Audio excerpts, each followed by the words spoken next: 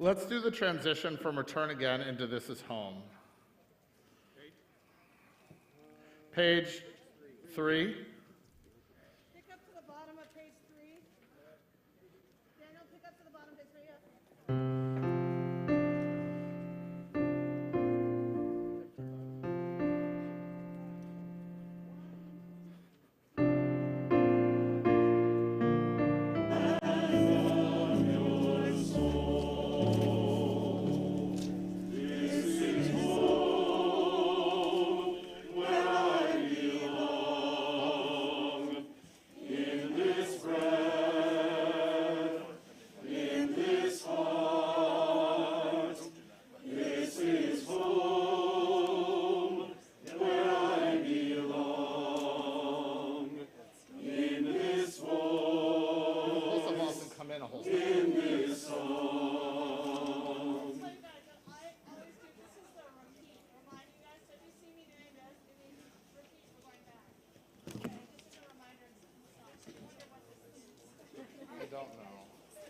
Yeah.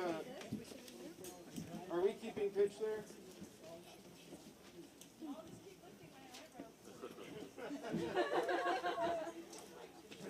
Are we done?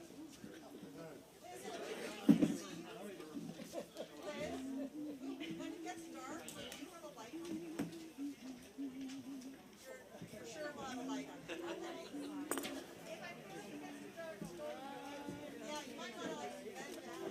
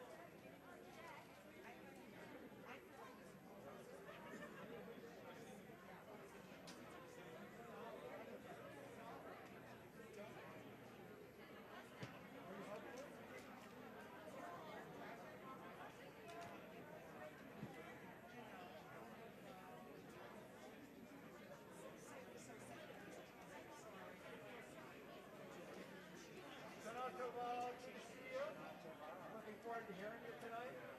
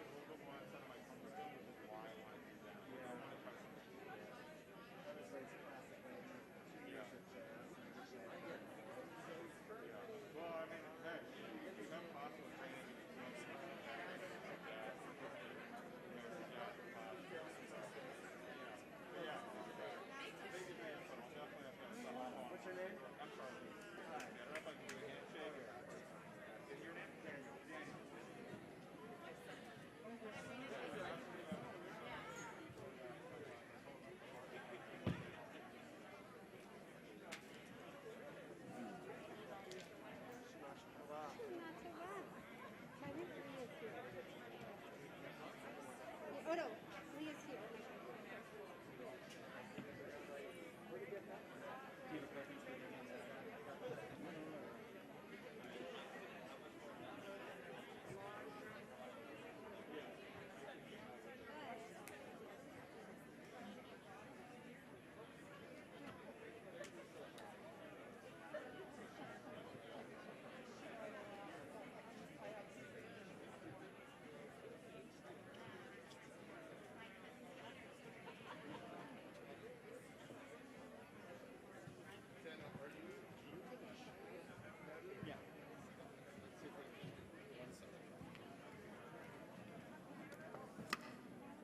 Although when somebody's at the podium, there'll always be one. But there will be moments that will all. Yeah. Let's just get yours. Okay.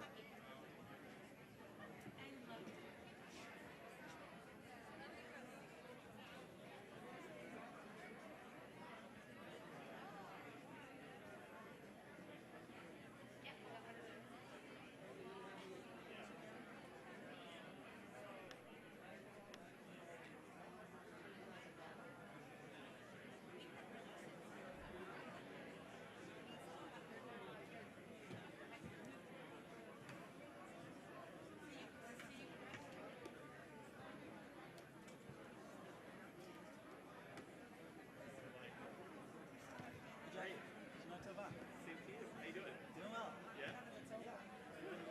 Really looking forward to this. Looking forward to hearing it. We're doing it, right? Yeah. Daniel, I couldn't get a blue chair.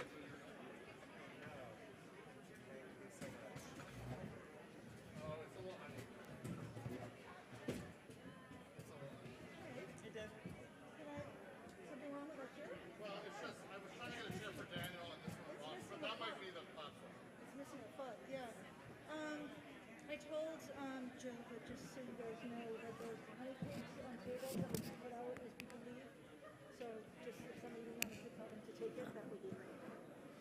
Could we maybe get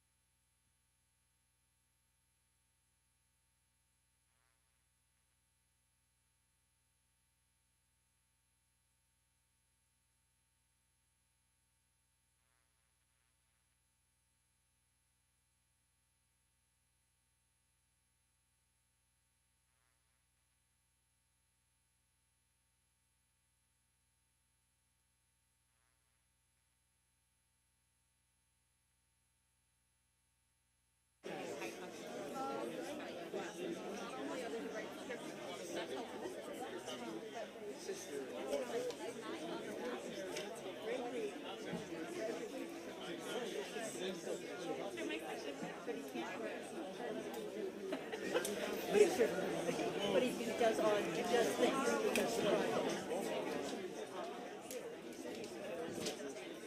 Go in and figure out what's needed and write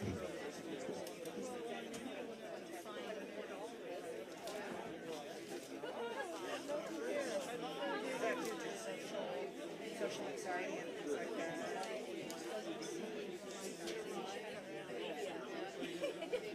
Check 1 2. Check 1 2.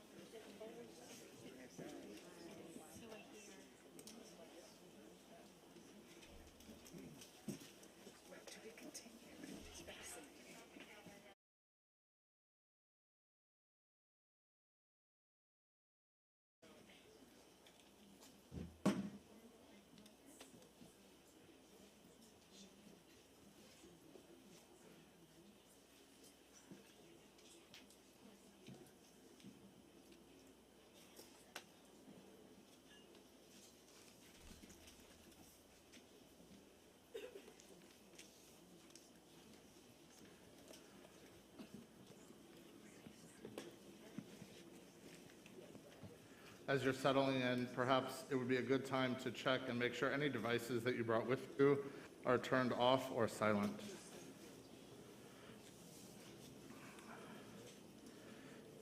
And we turn to page 6.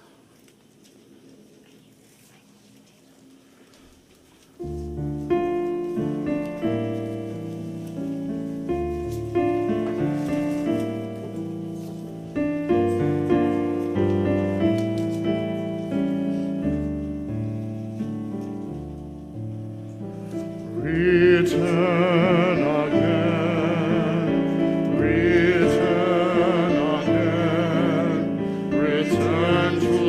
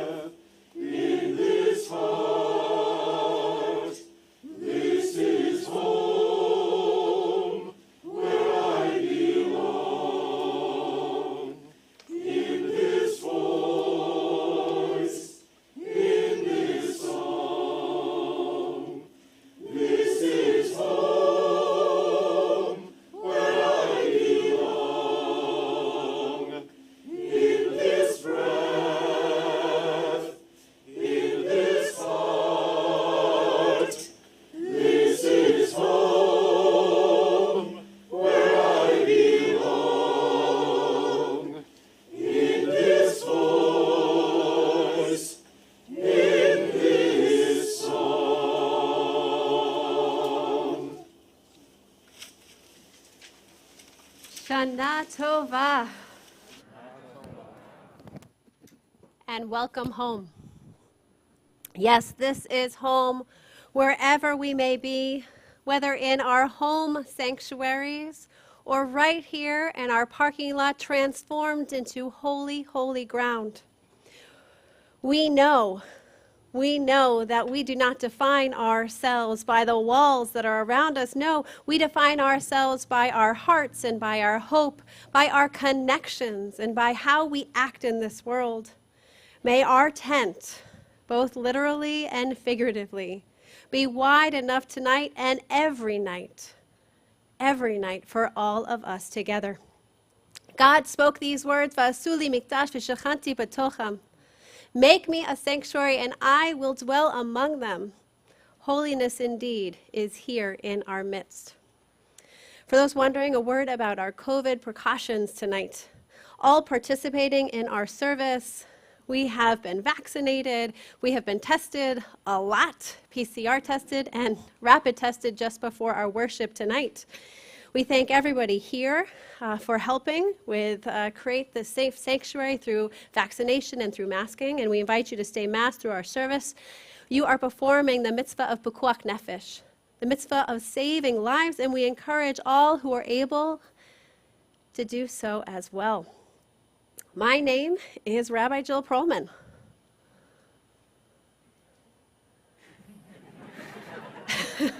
And I can name these guys as well. This is Rabbi Levine, and this is Cantor Korn.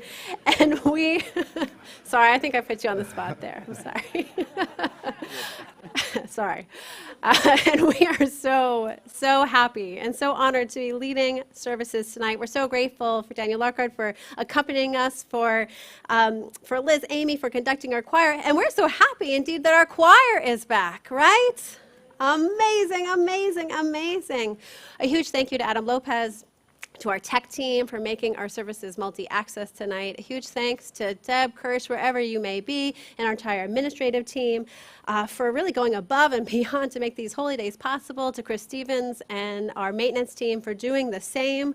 We are so thankful. For those who are here in this space, you can use the facilities in the Jake and Talmud Torah Center, in our temple house, and in addition, there are water stations stationed all around our worship space tonight. What a holy moment this is. A holy, holy moment. We are more aware than ever of the gift of life, right? So let us give our gratitude. We're going to turn together to page 11 to the words of Shechianu. Blessed are you, Adonai, our God, ruler of this universe. Thank you for giving us life, for sustaining us, and allowing us to reach this moment. Let us say, Amen.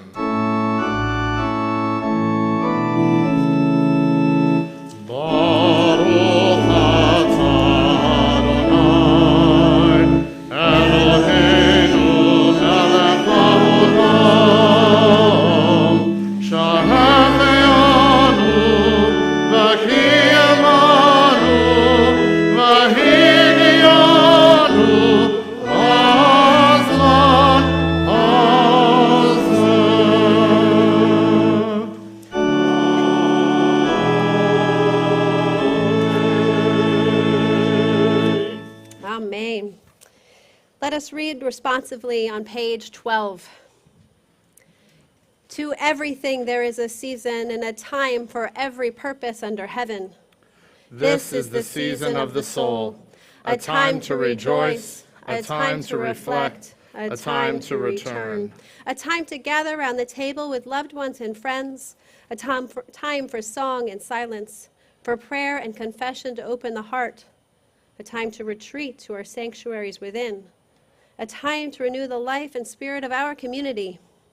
This is the season of attentiveness, a time to notice what has unfolded and what has not, a time to regret, a time to forgive, a time to remember cherished dreams and high ideals erased by reality. This is the season of hope, like mist rising at sunset, like dew descending at dawn. Our hopes beautify and nourish everything they touch. Our hopes make us partners in creation, pursuers of peace, people who aspire to a world of justice. This is the season of awe. When our eyes behold it, may we feel blessed. When we turn toward each other, let us feel strength. When we seek the holy, may we find purpose. May we find courage. May we find love. Let us turn to page 15 to prepare to listen to the sounds of our season, the blast of our shofar that signals a new year has begun. Page 15, please rise. Baruch atah Adonai, shomea kol teruat amo Yisrael, merachamim.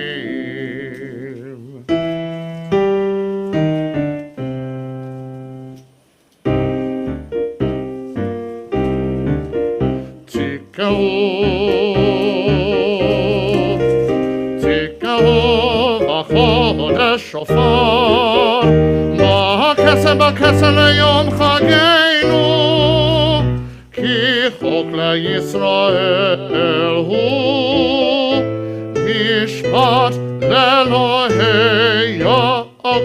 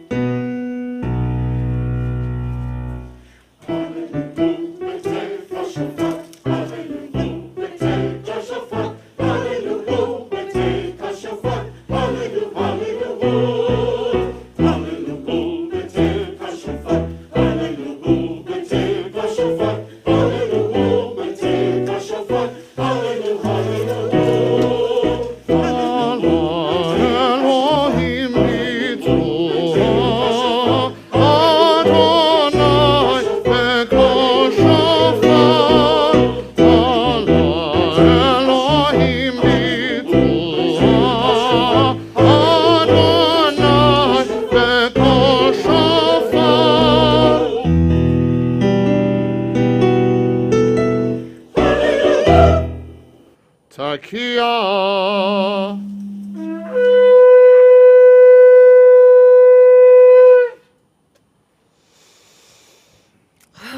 Please be seated.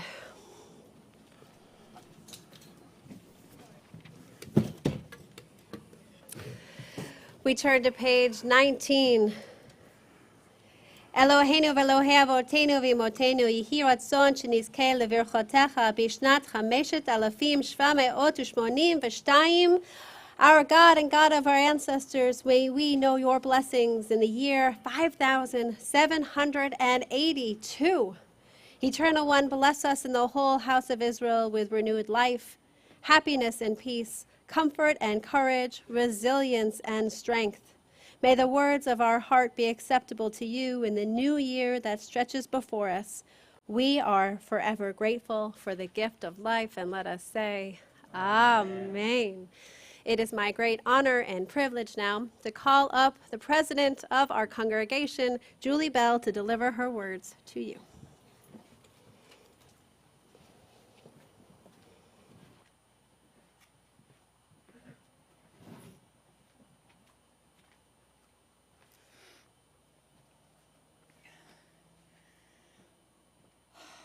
Hi, y'all.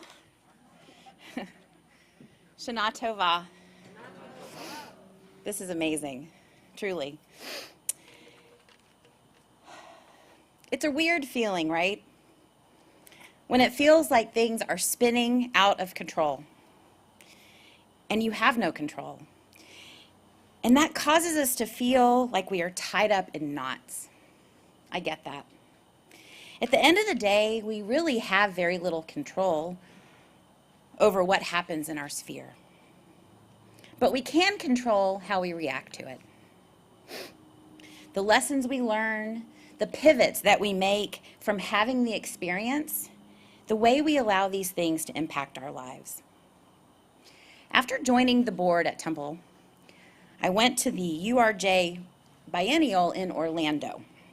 And at the marketplace there, I saw this beautiful talit.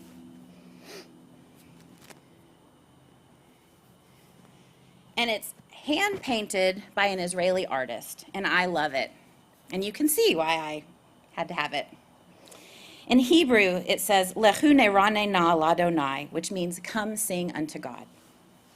The first time I wore it, I went home and put it on the ottoman in my living room, and I didn't really think about it again until a few days later, when I walked in the door to see string everywhere. I didn't know what it was, and then I realized that my sweet dog, Einstein, decided to seek the sacred by eating my talit. Ugh, I was freaking out. I was so upset, and I went into this mode of how do I fix the tzitzit? I needed to have it repaired. And I called around, and guess what? Nobody would fix my tzitzit. I searched, and I searched, and I searched, and then I found Afi Komen. Why is this store different from other stores? They sell you the kit, and you fix it yourself. So I got to work in my kitchen, tying the knots and praying. It was quite a sight, I assure you. And now when I wear my talit and I play with the tzitzit during services, I can tell which are the 3 that I tied and which one is original. And I love that because I tied the knots and I said the prayers and I did the work that made it holy. So talk about a spiritual experience. Thank you, Einstein. Sometimes we just have to take things into our own hands. Coming into my presidency, I was really excited to bring us back together. I was encouraged to see vaccinations go up and infections go down, and we were planning on having high holidays up in the sanctuary. We thought we might even be unmasked, with a less capacity, but together. And then almost overnight, it seemed like things changed. This Delta thing, and I don't want to give it any more airtime than that because it makes me really sad, it was messing with our high holidays. And yet, here we are, right? I mean, this is amazing. And just as I drew strength from tying my own tzitzit, our amazing clergy and staff tied the knots to bring us together. I mean, this is just incredible. I came from San Ramon just a little while ago where we had a lot of families praying together in the outside, which was lovely. I'm so grateful to Deb and the crew for getting this together, these lights, making a bima, our choir. It's so good to hear you. I'm super grateful for technology, so those of you that are not here are still with us. It's so important that we're together. I'm grateful for a new year and an opportunity to learn and turn and grow. And now, as president, I'm leading the way along with our clergy, staff, and lay leaders, and we have plans.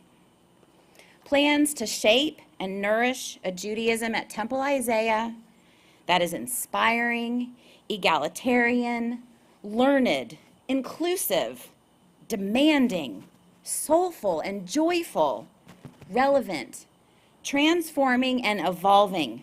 This is our task in this year and the years to come.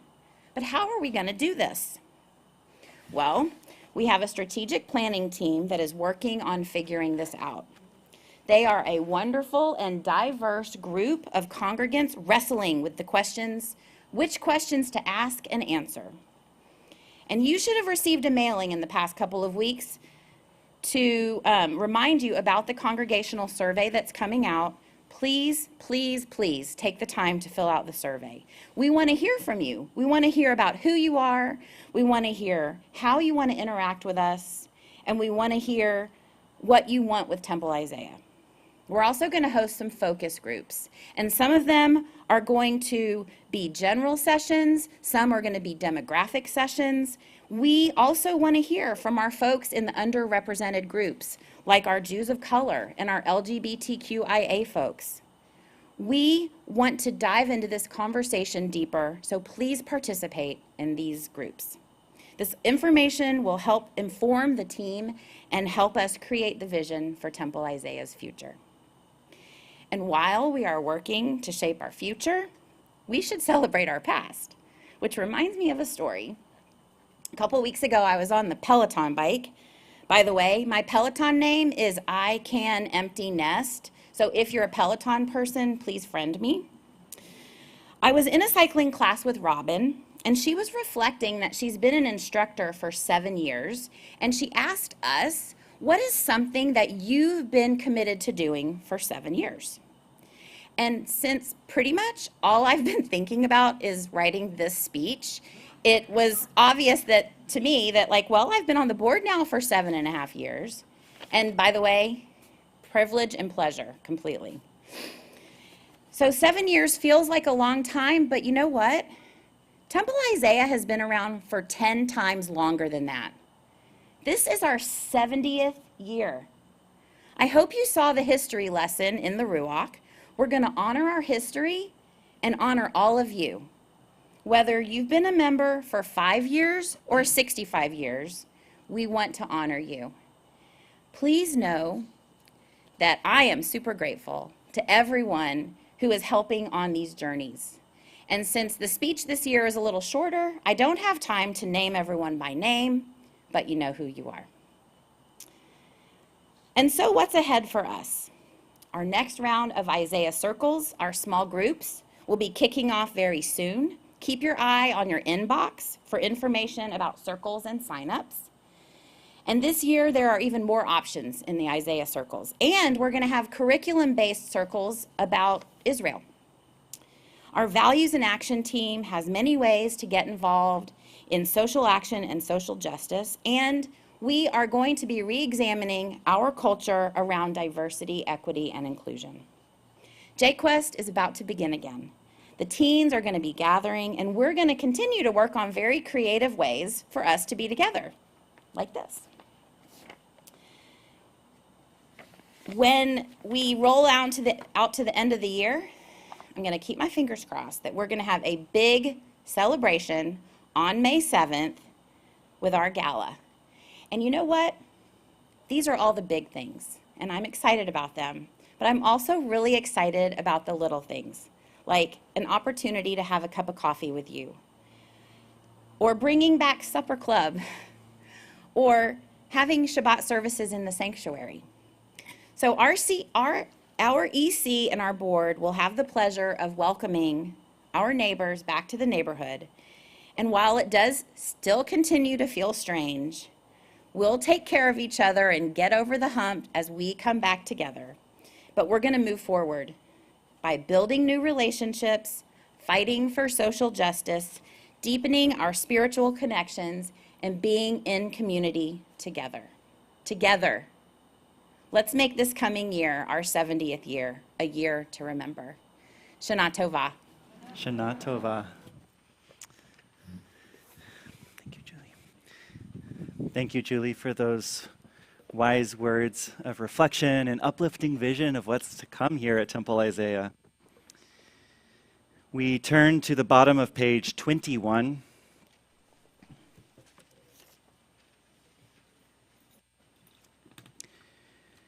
May we renew our words of prayer tonight, restore their luster, bring them to life.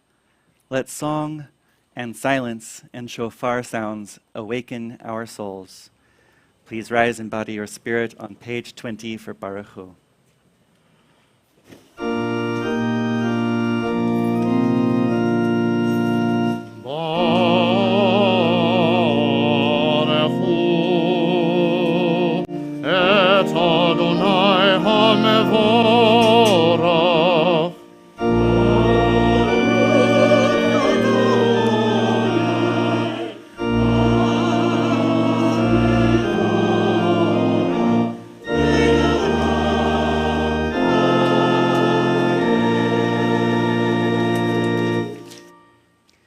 On your handout, you should find the words to roll into dark, a creative take on this creation prayer in the evening. And as we're outside, we can feel the night that has rolled into being with us. We enter into these evening hours together with song.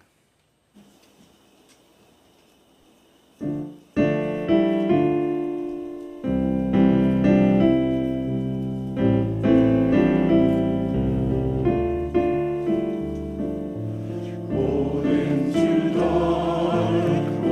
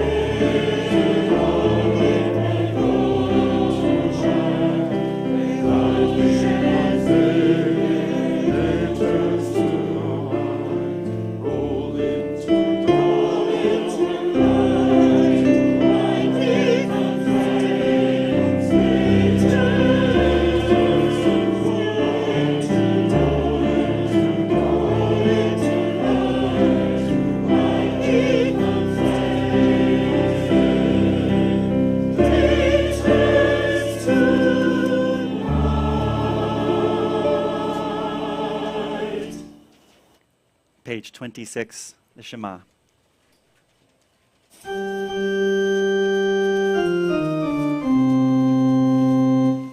Shema Yisrael, Adonai Eloheinu, Adonai Echad, Baruch Shem, Kevod Malchuto, Le'olam Va'ed.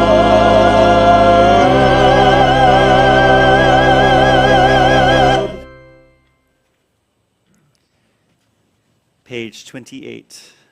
Please be seated. ואהבת את אדוני אלוהיך בכל לבבך ובכל נפשך ובכל מאודך. והיו הדברים האלה אשר אנוכי מצווך היום על לבבך. ושיננתם לבניך, ודיברת בם, בשבתך בביתך, ובלכתך בדרך, ובשוכבך, ובקומך, וקשרתם לאות על ידיך, והיו לטוטפות בין עיניך. וכתבתם על מזוזות ביתך ובשעריך, למען תזכרו ועשיתם את כל מצוותי, והייתם כראשים לאלוהיכם. אני אדוני אלוהיכם, אשר הוצאתי אתכם מארץ מצרים, להיות לכם לאלוהים. אני אדוני אלוהיכם, אדוני אלוהיכם, אמת. We continue on the bottom of page 33. You have stayed long enough in this place, God said.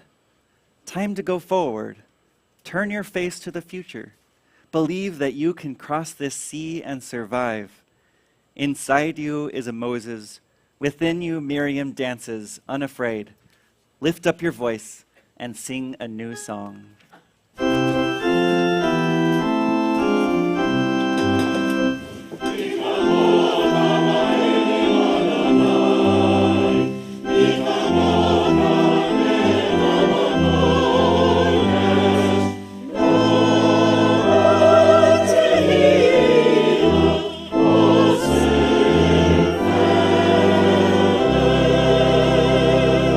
מלכותך ראו בניך, בוקי הים לפני משה ומרים. זה לי ענו ואמרו,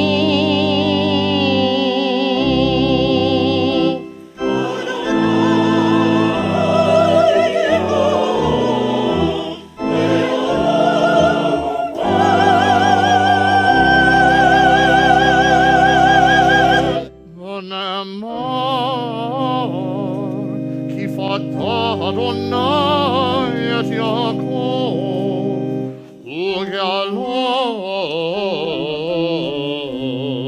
מיד חזק ממנו. ברוך אתה אדוני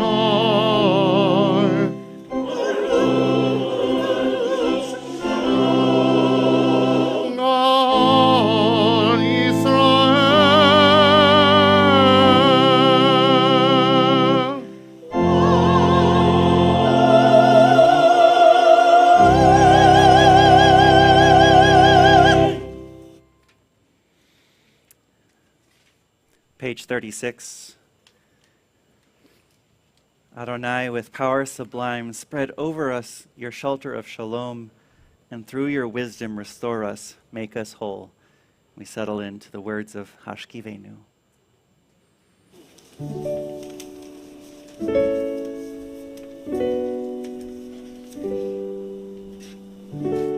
Hashkivenu Adonai, Eloheinu leshalom, Mehamidenu shomrenu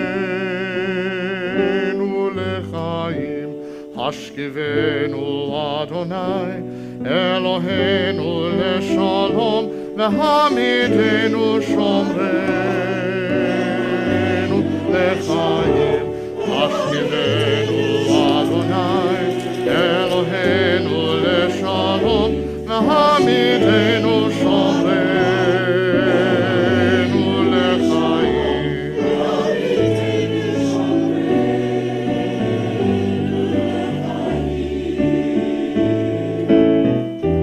Ushmor tzedkenu,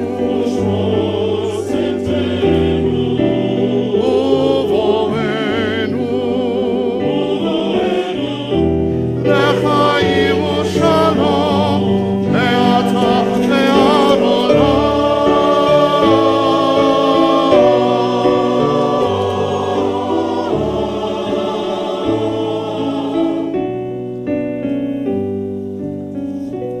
השכיבנו אדוני, אלוהינו לשלום, והעמידנו שומרנו לחיים. השכיבנו אדוני, אלוהינו לשלום, והעמידנו שומרנו לחיים. השכיבנו אדוני, אלוהינו לשלום, והעמידנו שומרנו לחיים. השכיבנו אדוני, אלוהינו לשלום, והעמידנו שומרנו לחיים.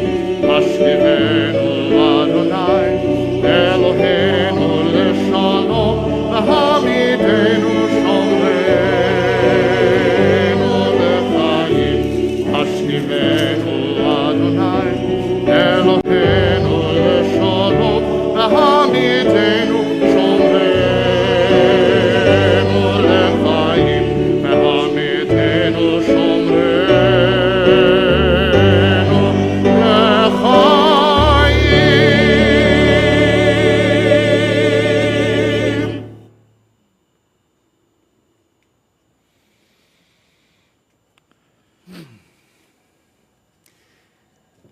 With words and music like that, you feel you have arrived. We're there. We're in that peaceful sukkah of shalom, that peaceful canopy of peace. But we have another series of prayers, the prayer according to the ancient rabbis, that begins on page 42. And we'll continue through each of these on the right-hand side of the page for a few prayers. And we'll hear the unique Rosh Hashanah Nusach, the melody of these prayers linking us to this specific moment, this specific season, year after year after year after year. Please rise in body or spirit.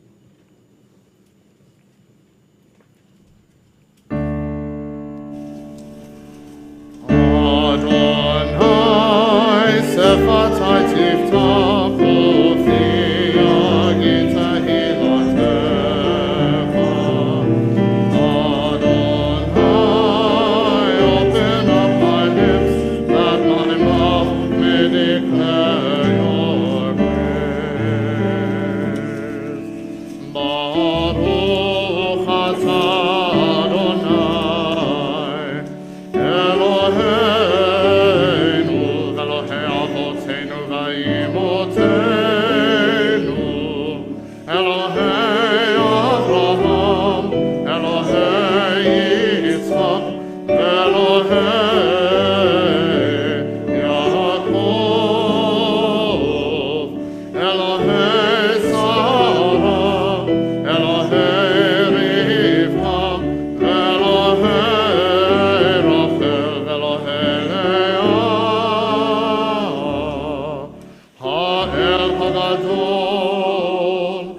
הגיבור והנורא, אל עליון, גומר חסדים טובים, וקונה הכל, וזוכר חסדי אבות ואימהות, ומביא גאולה לבני בניהם, למען שמו באהבה. זוכרנו לחיים, מלך חפץ בחיים, וכותבנו בספר החיים, למענך אלוהים חיים. מלך עוזר ומושיע ומגן, ברוך אתה אדוני,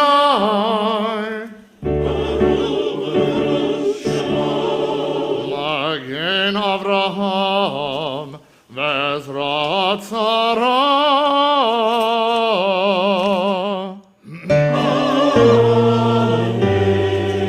אתה גיבור לעולם אדוני, מחיי הכל אתה רב להושיע.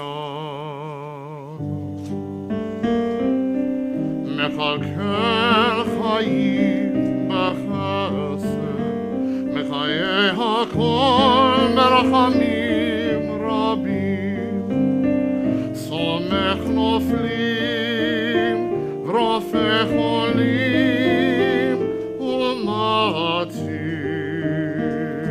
אסורים, ומקיים אמונתו לשנה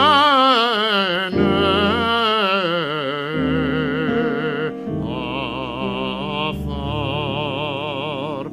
מי כמוך בגבורות, ומי דומה לך?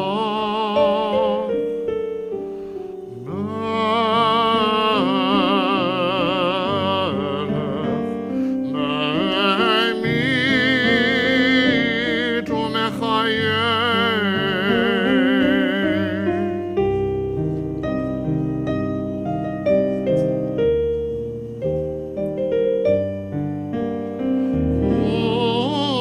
ומצמיח ישוע.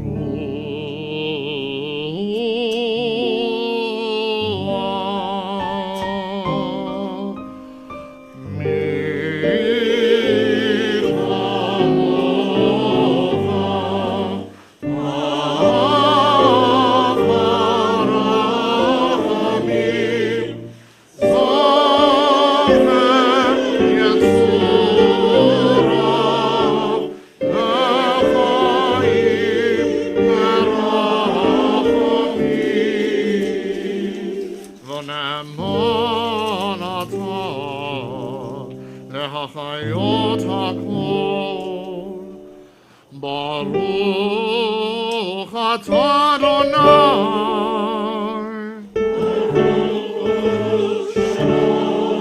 מחיה הכל.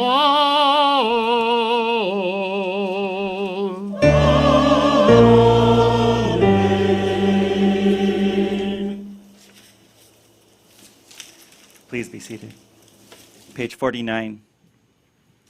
Ata kadosh v'shimcha kadosh u'kadoshim b'chol yom yehalalucha Selah. You are holy, your name is holy, seekers of holiness praise you day by day, Selah. How do we sense God's holiness? Through awe. And so in your holiness give all creation the gift of awe. Turn our fear to reverence. Let us be witnesses of wonder, perceiving all nature as a prayer come alive. We bow to the sovereignty of your strength, the primacy of your power. We yearn for connection with all that lives, doing your will with wholeness of heart. Awe-inspiring is your creation, all-encompassing your transcendent name. How do we sense God's holiness? Through honor. And so, in your holiness, give your people the gift of honor. Bless with praise those who praise you. Bless with hope those who seek you. Give your believers a basis for faith, true happiness for the land of Israel, true joy in Jerusalem. May the sparks of David, your servant, soon grow bright enough for us to see a beam of light in the darkness, a promise of perfection. How do we sense God's holiness? Through righteousness. And so in your holiness, give the righteous the gift of a vision bright with joy, a world where evil has no voice, and the rule of malevolence fades like wisps of smoke. Good people everywhere will celebrate the stunning sight of arrogance gone from the earth. Page 56. God who is ours, and God of our fathers and mothers, in your glory reign over the infinite expanse of space and time.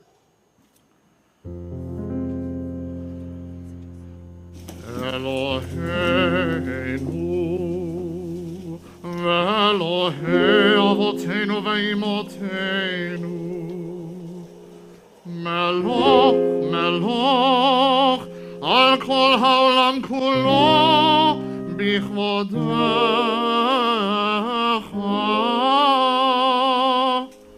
ve'hinaseh al kol ha'aretz, bikarecha,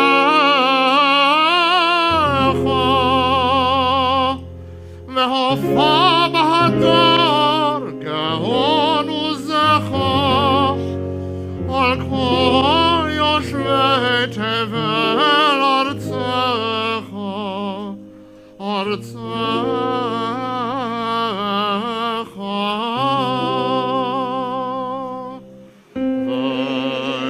Vayeda kol pahol ki ata peralto, ve'yavim kol yetzor, ve'ata yetzarto.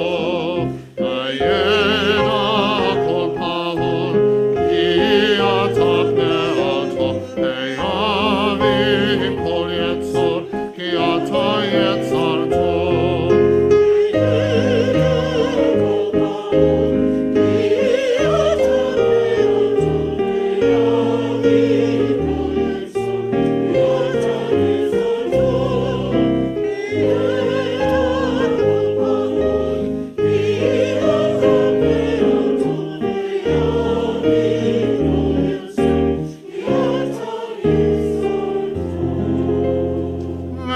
ויאמר כל אשר שמע באפו אדוני אלוהי ישראל,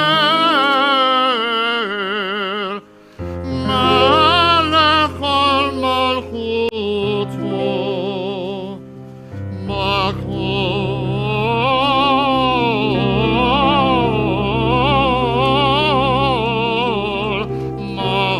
משל.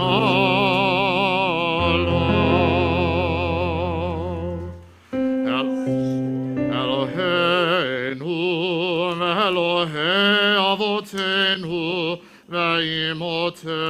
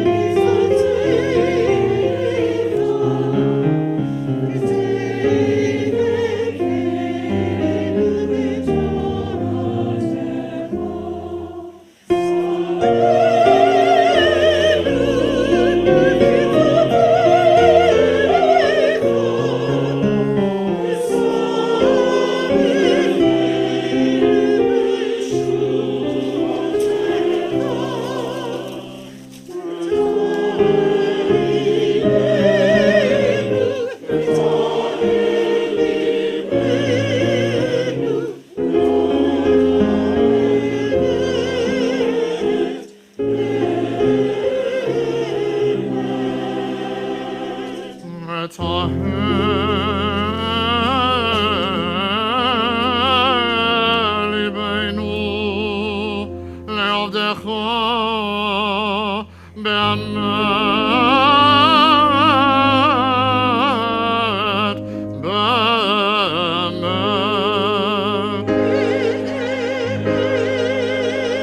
כי אתה הוא אלוהים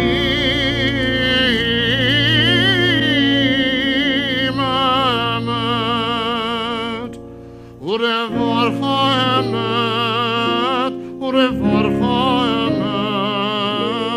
וקיים לעד.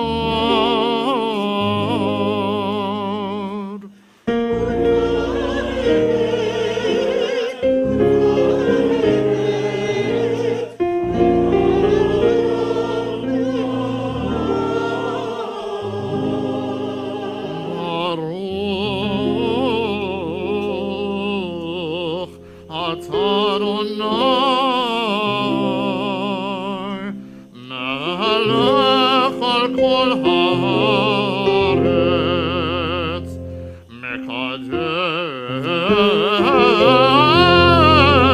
ישראל ויום הזיכרון.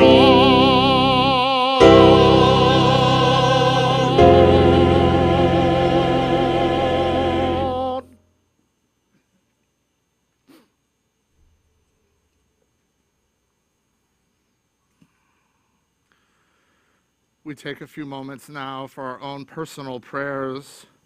We have joined together in beautiful liturgy, but we each walk into our sanctuary with prayers of our own hearts on this Erev Rosh Hashanah. So please take a moment now for your own personal prayers, either leafing through the Machzor, perhaps for inspiration, or simply being with those prayers that are deepest in your heart and most on your minds.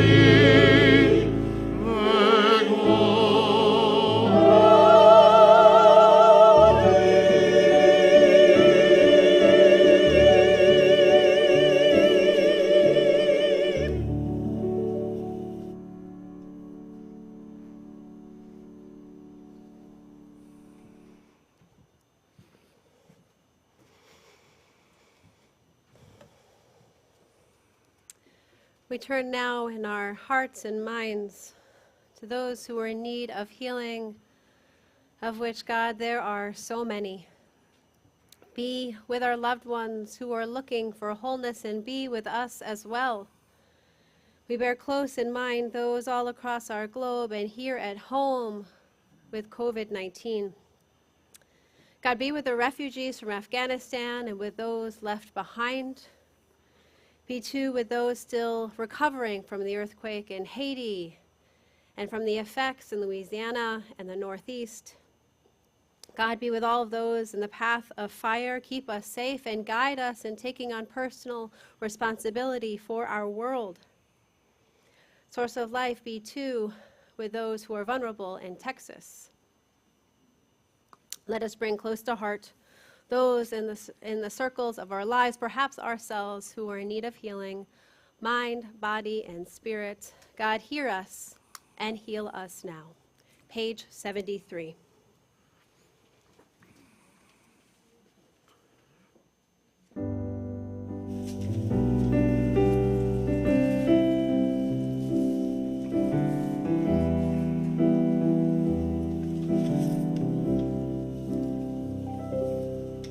Refaenu Adonai v'nerafer, Hoshienu v'nivashea, El karov lechol korav, ach karov lirehav yisho.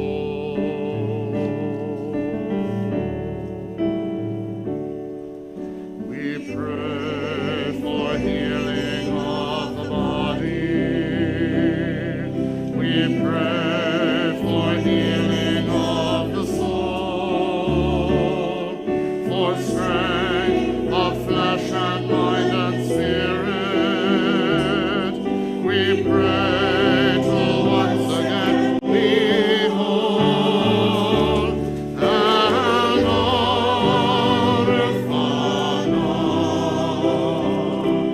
oh, please heal us now. Refuat ha'nefesh, u'refuat ha'guf, refuat shel hema. Heal us now.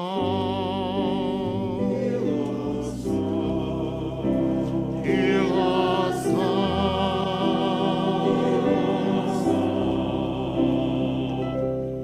Hoshia et amecha, uvarech et nachalatecha, ure'em v'nasehem ar ha'olam. Tishaberach avotenu, tishaberach imotenu, Hana Adonai Hoshiana. We pray for healing of our people.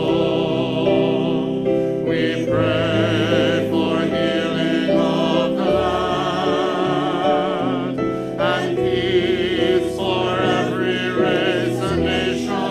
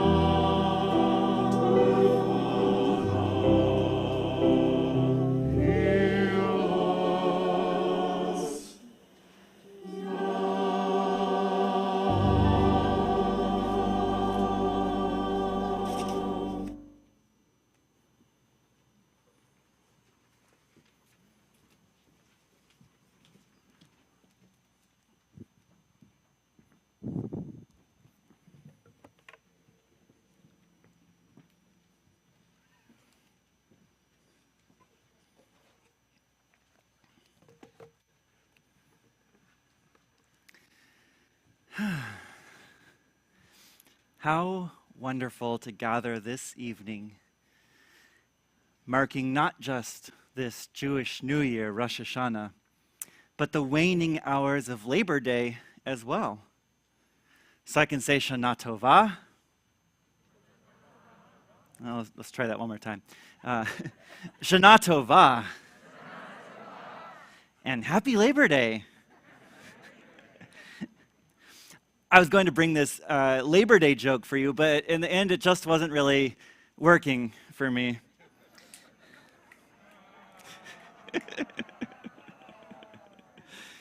All jokes aside, the melding of Rosh Hashanah and Labor Day is a potent time to talk about our souls, our work, and what the two have to do with each other. This time is made even more special because tonight coincides with the beginning of what is called a Shemitah year. In Judaism, every 7 days we take a day off from work, call that Shabbat. So too, every 7 years, the land which we work through agriculture is also supposed to rest. This is called a Shemitah year. To move through Jewish time is to realize that we are more than our work. We are more than our productivity. We are more than what we do, or change, or build, or invent, or design, or heal, or accompany, or grow, or write. And the world and its creatures don't exist simply to be useful to us either. There is a deep enoughness that we are supposed to remember and to reconnect to and to embody when we move through Jewish time. One lesson we are supposed to learn from Shemitah and from Shabbat is to trust abundance. Even if we stop working for a day or a year, it will be okay. There will be enough.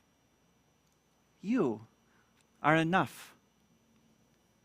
There's a time for work and a time for rest, a time to strive and a time to play. When we move through American time, however, this becomes a very hard message to believe in. The primary abundance in life seems to be meetings. If anyone wants a few, I'm sure the people around you can spare a few free of charge. There is even a book out that captures the strange mania of our work culture. It is titled, "Thank You for Being Late." Thank you for being late. We scavenge for those rare Shabbat moments when someone is late or cancels on us, and we can relax into 5 unexpected minutes of uncalendared time. I assume that's the closest feeling to actually receiving grace that we encounter in these days. Just to be clear, I love meeting with you. I really do. It brings me the greatest joy to spend time with you. But I think for all of us, sometimes quality time gets squished by the sheer amount of quantity time. This wasn't always the vision of what it would look like to work in America. Labor Day commemorates the hard-won achievements of the labor movement, which brought us many benefits, including the cultural conception of a reasonable work week as consisting of 40 hours per week. Prior to this, people working in factories or shipyards and other such production-focused jobs were being pressed into service up to 100 hours a week. Children, too, often labored in dangerous, difficult jobs for long hours. Over time, the labor movement helped us see that allowing this exploitation was wrong. Over the past century, technology has improved to assist us in many of the same jobs that once employed people in such brutal ways. The advancement of technology brought the famous economist John Maynard Keynes to predict in 1930 that we in the 21st century would need only to work 15 hours a week. This would create the equivalent of a 5-day weekend, which makes this 3-day weekend seem a little skimpy in comparison. Keynes wrote, "For the first time since his creation, man will be faced with his permanent problem, how to occupy the leisure." I've heard from some folks who have retired recently or are contemplating it. This actually can feel like a problem sometimes. What do you do with that leisure? People ask, what will you do? And the background of that question is a culture that prioritizes action, labor, tasks, events, yes, meetings. In a word, work. Some of us retire only to return back into full employment, or part-time work, or to schedule our leisure activities as if they were work. Despite the best efforts of the labor movement, and despite the very real advances in technology, we are shockingly far away from the working masses only logging 15 hours a week. What could have gone so wrong in Keynes's prediction? In 2019, Derek Thompson, writing for The Atlantic, suggested that the economists of the early 20th century did not foresee that work might evolve from a means of material production to a means of identity production. They failed to anticipate not only that for many people work would remain a necessity, but also that for the college-educated elite, it would morph into a kind of religion, promising identity, transcendence, and community. Call it workism, Thompson says. What is workism? It is the belief that work is not only necessary to economic production, but also the centerpiece of one's identity and life's purpose, and the belief that any policy to promote human welfare must always encourage more work. In prior eras, the wealthiest folks pursued leisure. But Derek Thompson notes that although today's rich Americans can afford vastly more downtime, they use their wealth to buy the strangest of prizes, more work.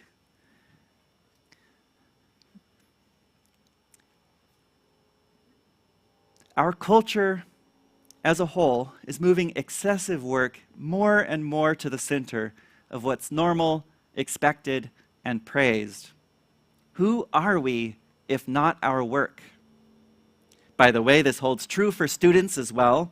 In recent decades, more and more homework has been assigned at earlier and earlier ages, as extracurriculars have skyrocketed. Who are we? Who are we if not our busyness? So here's why I'm talking about work and the economy and American culture on Rosh Hashanah. Because when work morphs into a kind of religion, we need the grounding in our religious tradition to return it to its rightful place. And this isn't just a matter of spiritual care, but literally a matter of life and death. A study came out earlier this year that found that working more than 55 hours a week increases the risk of death from heart disease and stroke. In other words, people can and are working themselves to death. On Rosh Hashanah, a time to account for the ways we are living our lives, we ask, how are we to make sense of this? How are we to engage with our labor, both paid and also, it's worth mentioning, the unpaid labor, often of raising children or maintaining a home? How might Judaism help us see a bigger picture of what it means to work? Work has an interesting place in Judaism, and there's quite a range of perspectives that we'll explore that taken together will help us learn how to wrestle with our relationships to work. We'll begin with the book of Proverbs. Proverbs are all about everyday wisdom. And when you think in American culture about certain religious attitudes, like those of the industrious Puritans or the Protestant work ethic, Proverbs is echoing, lurking in the background. We get jewels from Proverbs like this. A slacker is a brother to a destroyer. A slacker is a brother to one who destroys. If you aren't working hard, you're not just ruining yourself, but everything around you. Work, according to Proverbs, is the necessary distraction from sloth, and we all know that sloth leads directly to evil. That's a pretty extreme focus on a centrality of work. However, Ecclesiastes, the great subversive in the biblical tradition, undermines this perspective with great drama. He says, "Woe is me, I hated life, because the work that's done under the sun is awful. All of it's meaningless. It's chasing after the wind." What Ecclesiastes means is that people live and people die. We build things. Time will inevitably take them back down. So why do we get so invested in our jobs. So here we have two perspectives within the Jewish tradition. One that insists that work is necessary and good, and the second that says maybe we should lessen our attachment to it a little bit. A third way of thinking begins with Shabbat, that day of rest. We rest because God rested. In my sacred imagination, God stops, smells the beautiful roses that are blooming for the first time in creation. And so we too on Shabbat might pause, smell the roses, take in simply what is. But because God worked on those 6 days prior to Shabbat, literally creating everything, maybe it's also being in the image of God to work part of the week as well as to rest on Shabbat. This third approach nicely balances work with what isn't work in our lives. We used to talk about work-life balance, but I once got the advice to change the term to work-life integration because it isn't always so obvious when our Shabbat is. Sometimes we can establish boundaries, and sometimes we cannot or choose not to distinguish when we are on or off of work. We get pulled into a dynamic that's captured well by the rabbinic teaching from Pirkei Avot. You are not required to finish the work, but you can't resist it either. How often do we feel we are on the treadmill, always finding a new assignment and never reaching that fabled quiet season where things actually slow down and you can feel that rare sense of completion? So thus far we have 3 responses: an encouragement of working ever and ever harder because you're avoiding sloth, questioning how much we really should be attached to work because really at the end of the day, is that the most important thing? And finally, the Shabbat sense where we try and integrate or balance work with what isn't work in our lives, even if it all gets muddled together at times. The Torah is primarily concerned about work with regards to Egypt, once the Jews were enslaved in Egypt. And the Torah's conception of work comes from that sense that we have to protect, right? When you're enslaved, work is actually a form of abuse. So in the society that the Torah imagines, the one we're still trying to achieve, protections around work conditions are a basic necessity for justice. Work can never be more important than the dignity of the worker. And later in the Talmud, our ancient sages teach that although we must honor the place of work in our lives, the ultimate purpose of our being here, of our being humans in this world, is to engage in spiritual pursuits, what they described as studying Torah. So when work promises identity, transcendence, and community, work is taking up too much space. It's become an idolatry of sorts. Professor Jamila Michener, whose research focuses on poverty, says that our society has so much room for deservingness and so much room for hard work and so little room for human dignity, weakness, and frailty. And she says she would like to see that balance shift. Workism leaves no room for us to be fully human, because sometimes we work hard in paying jobs, but sometimes we don't, because we want to parent or need to be caregivers or take time to notice and create beauty. Sometimes we work long hours, for sure, but sometimes we can't because of an illness or disability, or we've been laid off or furloughed. Sometimes we work when we should be resting because we care so much and everything is urgent. But it's all too easy to sacrifice ourselves on the altar of our desks, burning out, disengaging, struggling to care, and feeling disappointed in ourselves then that we aren't who we know we could be if we honored the rhythms of our own minds and bodies. On the eve of this new Jewish year, this Shemitah year, one dedicated to rest and renewal, may we too dedicate ourselves to the countercultural and essential claim that we are more than what we do. We are not defined by our productivity. We are enough. As Rachel Naomi Remen writes, we are all here for a single purpose: to grow in wisdom and learn to love better. We can do this through losing as well as through winning. by having and by not having, by succeeding or by failing. And I'd add, we can grow in wisdom and learn to love better through working and also through resting, through productivity and through play. That sweetness of being beyond all doing is the very spark of God within. Shana Tova.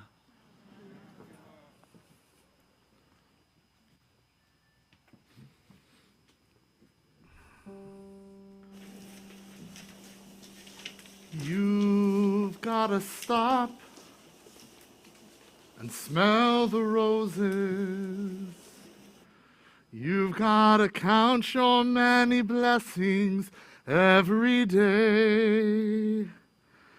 You're gonna find the way through life is a rough and rocky road if you don't stop and smell the roses along the way.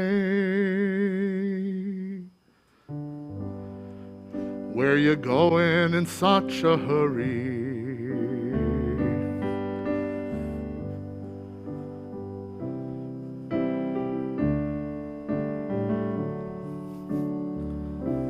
Where you going in such a hurry?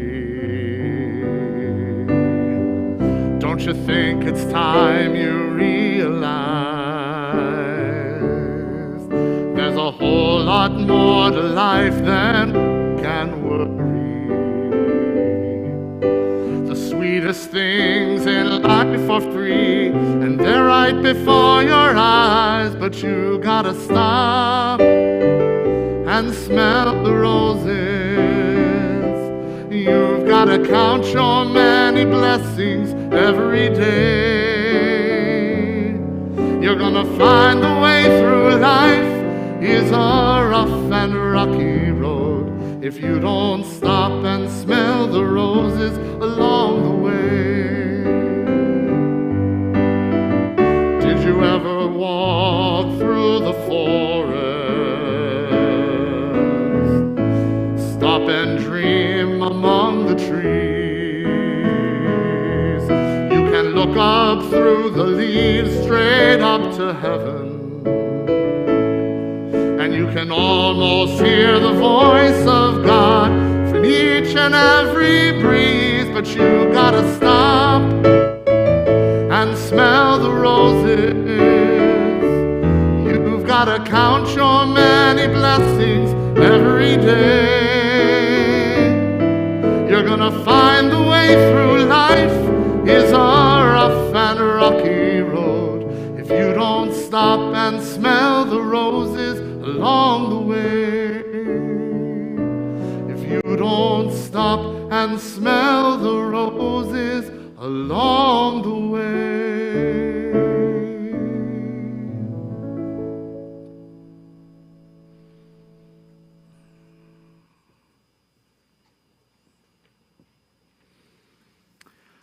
I invite you now to turn back to our Machzorim, page 77. Please rise.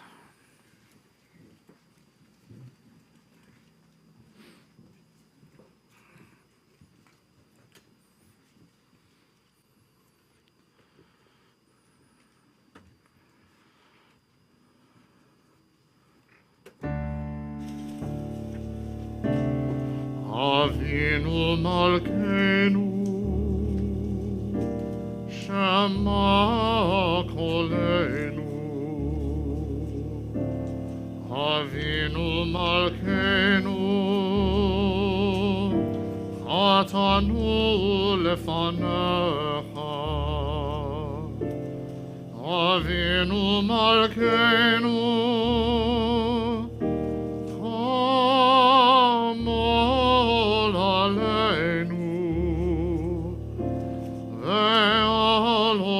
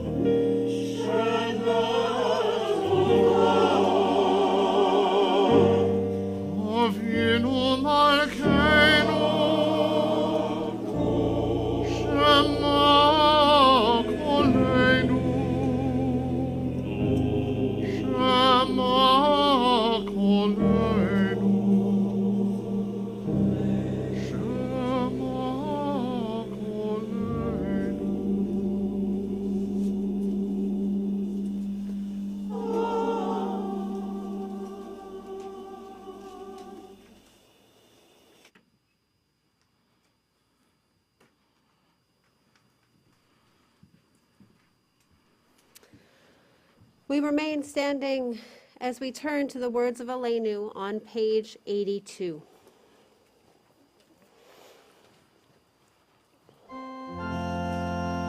עלינו לשבח לאדון הכל, לתת גדולה ליוצר בראשית, שלא עשנו כגויי הארצות, ולא שמנו כמשפחות האדמה, שלא שם חלקנו כהם, וגורלנו ככל המונם, ואנחנו קוראים ומשתחווים ומודים לפני מלך מלכי המלכים הקדוש ברוך הוא.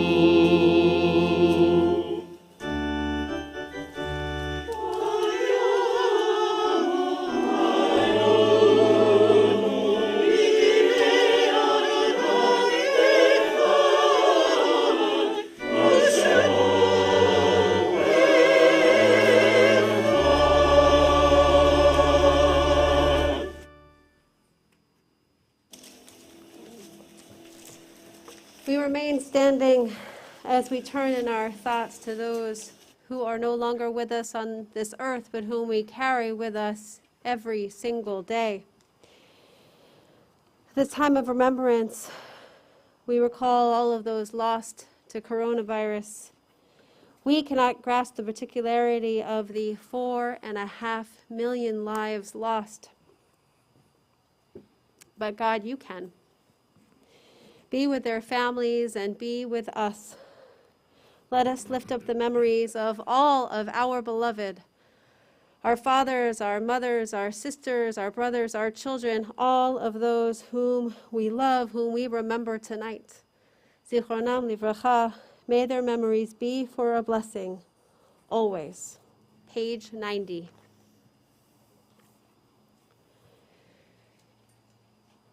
Yitgadal v'yikadash shemei Rabbah, ve'alma divrach ruoteh v'yamlich malchuteh, v'chayechon v'yomechon v'chayeh dekol beit Yisrael, ba'agala v'yizban kari v'yimru amen. Yehei shmei Rabbah mivarach le'olam u'lamei maya, yiparach v'yishtabach v'yipa'ar v'yitromam v'yitnaseh, v'yitadar v'yitaleh v'yitalal shemei dekudesha barichu. La'ela ul'ela mikol berchata v'shirata, tushbechata v'nechamata, damiran be'ama v'imru amen. Yehei shlama rabba min shemaya, v'chaim aleinu ve'el kol Yisrael v'imru amen. Oseh shalom b'mromav, hu yaseh shalom, aleinu ve'el kol Yisrael ve'el kol yoshvei tevel v'imru amen. Oseh shalom b'mromav, hu yaseh shalom, aleinu ve'al kol Yisrael ve'imru amen. Please be seated. A few words of announcements for our community. We hope to see you tomorrow, however you get to this holy space, whether it be online or here in person. There are Rosh Hashanah services happening at 8:30 a.m., 11 a.m., and 1:30. Just so you know, they're all the same. You can come to all three if you'd like, but they are all the same. Those are going to be available online as well. Our Tot and Family services are happening at our San Ramon location beginning at 9:30. There's an online family service at 1:30 and a teen service happening at the Lafayette Reservoir at 1:30 as well. We invite all to join us at the Lafayette Reservoir at 3:30 for our Tashlich service. It is a great way to say goodbye to the year that has been. Goodbye, 5781. right? And truly ready ourselves for this year for 5782. A special thank you again to Daniel Lockhart, to Liz Amy, to our choir, to all who helped to make tonight happen. On your way out on either side, I believe, there should be some honey cake for you. Make sure to grab some. It has been a privilege and honor to pray with you tonight. May this year to come overflow with blessings. And let us turn to our final song tonight, Adon Olam, page 94.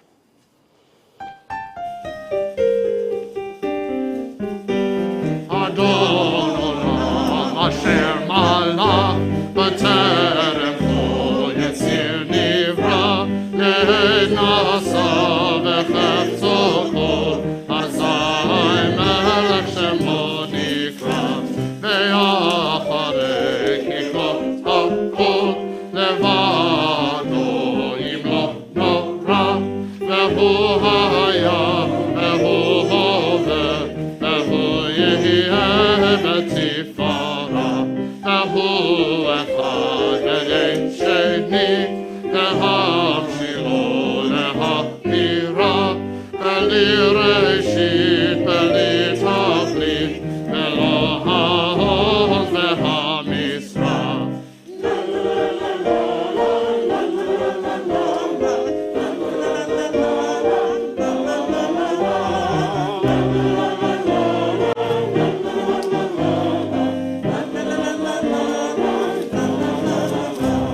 Ve'hu Eli Ve'chai Golali Ve'tzur Chavzi Ve'et Zara Ve'hu Nisi U'manozli Ve'nat Kosi Ve'yom Ekra.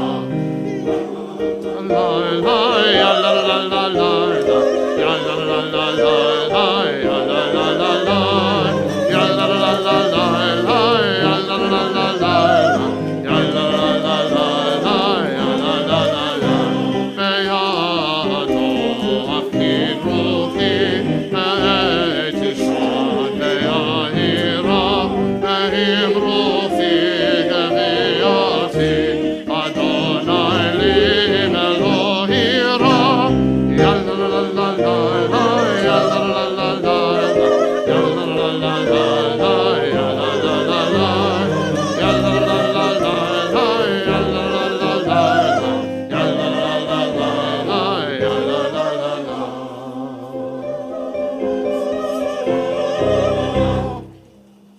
Shana Tova. Shana Tova. May it be a good and healthy year for us all.